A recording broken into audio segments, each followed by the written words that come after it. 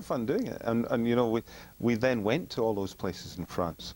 I In mean, the name of research, in right? the name of research, such terrible places like Champagne, Where we you went, had to drink? where we went to Epernay and went down into the caves of Moët Chandon. And of course, we had to sample the produce. Does being a writer give you a little bit of a cachet when you go places? Do they actually welcome you in and hand you Oh, a yeah. glass and all that? Certainly in France, writers are revered in a way that they're not, I don't think, in British or American society. Well, in Britain, they hold crime writers in contempt, actually. Well, yes. So that must be a dramatic difference for It's you. true. Oh yeah, I mean, crime writing, polars, they call crime books in France, are very highly regarded as you know, literature. They have a lot of literary festivals in France. In fact, you're going to one in Cognac. Poor you, having to go and drink cognac. But I also thought it was interesting that Elle magazine has nominated your first Chinese book, which in French is called Les Meurtres Pékins, right? Which is basically the Peking murders. That's right, yes. But they nominated it for a literary prize, which I thought was way cool. Yeah, it was fantastic. The Comes with money, or does it come with something? Yeah, there's a financial prize, and you get to meet les lectrices de Elle. I went to Paris and I met all the juries of readers, and there's 100 of them. A lot of very glamorous women, of course. Well, sure, because Elle is the French equivalent of Vogue. Yeah, that's right. And what was funny was, because I wore my kilt to go to that, and I think I was the only person there in a skirt, you know. Flashing your knees. Yeah. I love it. Well, I would like to add that Extraordinary People had that particular design, but your second book, which we've just accepted and which will publish, we hope, either in the fall of 2007 or the spring of 2008, is totally different. Completely and in fact, it really is driven by a missing wine critic, another person who has disappeared. Yeah. And I think it's a wonderful hook upon which you can hang a real exploration of not just an unusual part of France for wine, one we don't know, but you can also explore how much money hangs on reviews and wine critics, you know, what they say has a way disproportional effect on how wines are sold. And you do again come back to that same question of who shall govern the governors. If you've got a wine critic on the take, or, you know, arrogant or influenced by some factor or something, he can trash a successful winery, or he can make an unsuccessful winery. Who's going to do something about that? Yeah, it's an extraordinary phenomenon, really. When I started exploring the whole thing, I looked at the way, for example, Robert Parker would rate wines. I mean, he is, I think everybody accepts, the king of wine, the emperor of wine, and that his palate determines what wines are going to be the best-selling wines, not just in the United States, but around the world. And he's very fond of Bordeaux and Rhone wines, and I mean, the wines that he rates at the highest level end up costing, you know, $200 and $300 a bottle. Right.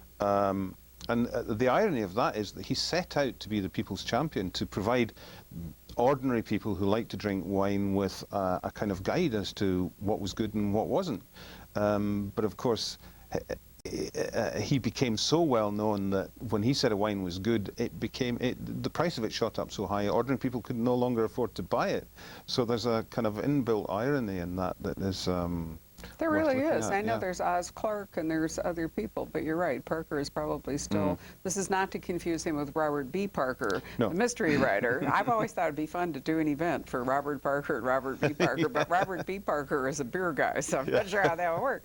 But anyway, what is the region in France? Because I think it's a fascinating one. I'm not particularly familiar with it. It's called Gaillac, which is spelled G-A-I-L-L-A-C, and it's in the southwest. It's about 2 hours south of where I live. And it's upriver, literally upriver from Bordeaux, inland quite a way. And in the old days, I mean, they've been making wine there since before Roman times. And in fact, when you drive around Gaillac, you can just imagine that. In fact, it hasn't really changed much in 2,000 years. The landscape, the countryside, the vineyards, the old stone houses, you could just see the guys in skirts and sandals marching up the road. It's really evocative. But the way they got their wines out to the rest of the world traditionally was they would ship them down the River Tarn, which feeds out to Bordeaux. And that's why vineyards in those days were always built around rivers, because that was the only way you could move stuff around. But of course, the Bordelais were making their own wine, and they didn't like the competition. And the wines from Gaillac had to come through Bordeaux, had to come through the ports there. So the Bordelais imposed taxes on the wines from Gaillac. They built barriers across the river and forced them to pay to get round the barriers. So they did absolutely everything they could to throttle the trade of the Gaillac wines, and in the end really succeeded, which is why today people in America, for example, know what Bordeaux wines are, but have never heard of Gaillac wines. And even in France, a lot of people have never heard or even tasted Gaillac wines. But there was a time, maybe 200-300 years ago, when the royal households of Europe drank Gaillac wine. It was their favourite. And in the last 20 to 30 years, there's been a real renaissance there in winemaking.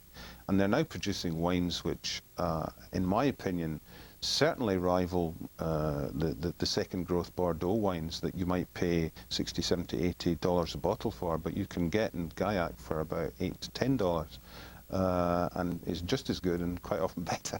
Of course, you realize that if you, in fact, get the critic the title of the second book to Robert Parker to read and for a quote, and he takes an interest, that there goes the cheap wine in Gaillac. I mean, truly, Yeah. It'll be the same mechanism. You know, if he then says, oops, I've missed this, and starts to do something with it, the prices there will go up. But there's so much money involved for the producing vineyards and for the distributors and all. I think it's a wonderful topic for a book.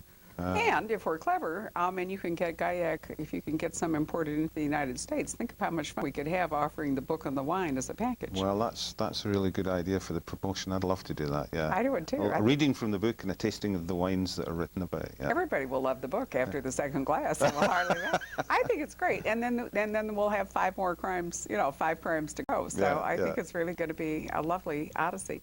Well, we only have a few minutes left because we've been having so much fun in France, but we ought to talk about your other series. This set of books about Leon and Margaret Campbell, of which there are 6, were published in England starting in the 90s, right? I think the first one came out in '99, yeah. Right, and so of course I'd read them all and met you in England. In fact, we met in Manchester, just to prove how international we both are, in a hotel. And I recognized you from your photograph on the back of one of your British editions.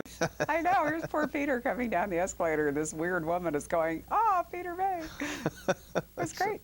But anyway, finally, they made it to America, and the Firemaker came out last year, the first one, and then your new one, The Fourth Sacrifice, is the yellow one, has just come out. What's the sequence? I mean, did you have an overall design? I didn't know. The first book was supposed to be a one-off, and then, as I say, I got offered this book contract to carry on with the same characters, and so it kind of grew. And in a way, the series is built around the relationship between the Chinese cop and the American female pathologist. And who are, in a sense, metaphors for their respective countries, and the kind of clash of culture and identity and personality that exists between China and America, exists between these two characters. So that it was an opportunity to give expression to those differences and explore the conflicts. In Firemaker, if I remember right, you had a strain of genetically altered rice. That's correct. Which was kind of like the money motive, or potentially the money motive, in the book. That's right, yeah. This is all stuff you don't know a whole lot about. You don't know a lot about being a female forensic from Chicago, or a Chinese policeman, or, in fact, you're not a biologist. This is true. Well, I've done, I mean, started out life as a journalist in Scotland for 8 years, and so the one thing I learned above all as a journalist was how to research a subject that I started off knowing nothing about.